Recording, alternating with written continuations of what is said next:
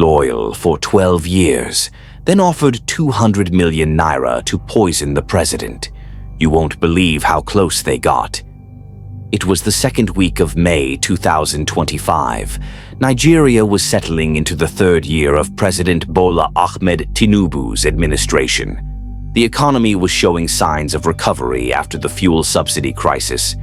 The naira, still volatile, had stabilized slightly under the steady hands of the new central bank governor, Olayemi Cardoso, and public trust in the presidency had begun to inch back, slowly but surely. But within the towering walls of Aso Rock, trust was about to be tested in a way no one expected.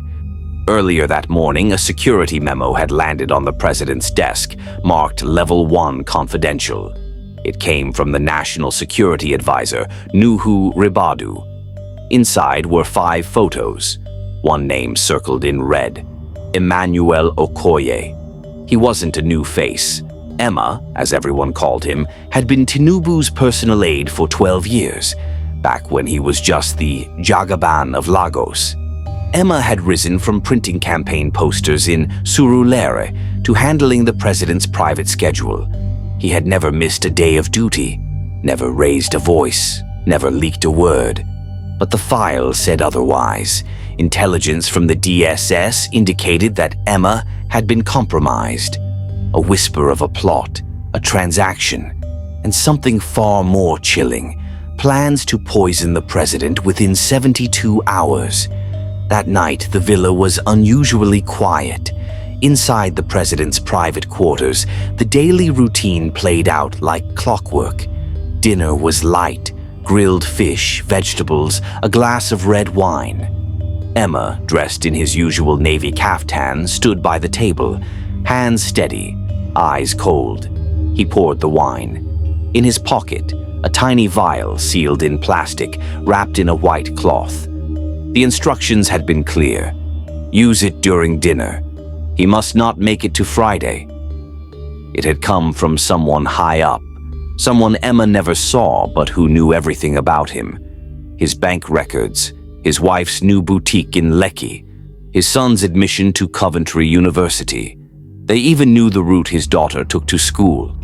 And so, he made the choice, or so they thought.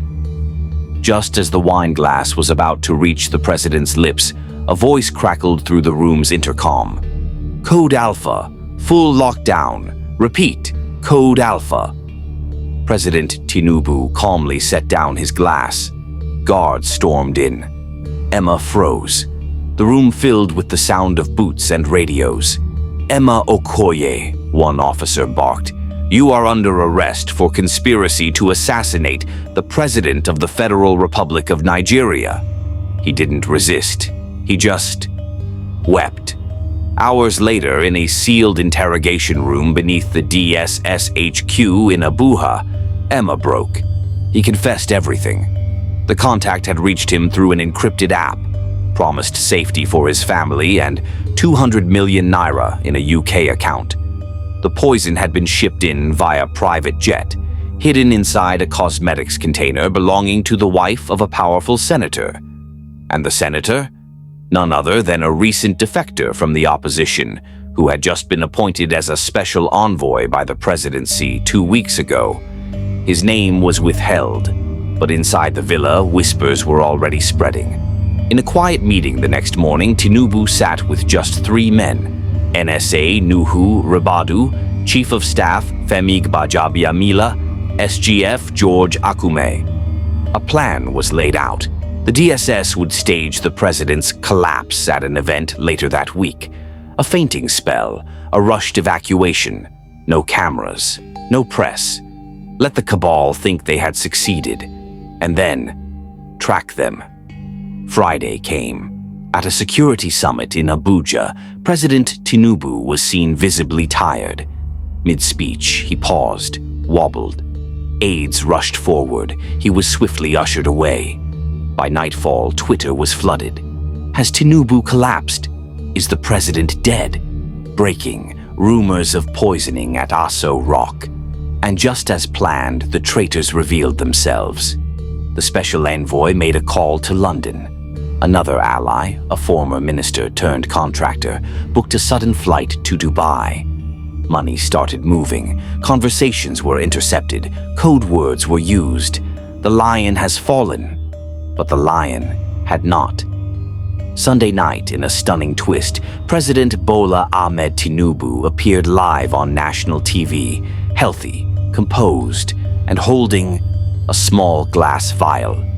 "This," he said, "was meant to end my life."